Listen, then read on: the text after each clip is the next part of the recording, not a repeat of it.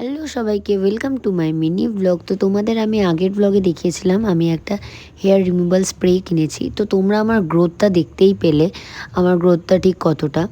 তো দেন তারপরে এটাকে আমি ইউজ করছিলাম, বাট প্রথমে আমি ইউজ করতে পারছিলাম না, আমি বুঝতে পারছিলাম না কেন, কিছু তো একটা প্রবলেম হচ্ছিলো যার কারণে আমি এটা স্প্রেটা করতে পারছিলাম না।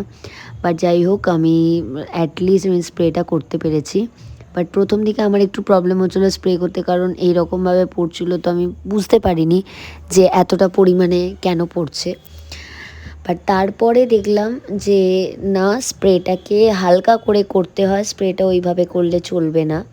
তো দেন স্প্রেটা পুরোপুরি করার পরে আমার আমি একটা পা আমার কমপ্লিট হয়ে গেছিলো, ভীষণ সুন্দর রেজাল্ট এসেছিলো। আর দেখো, এটা সেকেন্ড পাটা করছিলাম।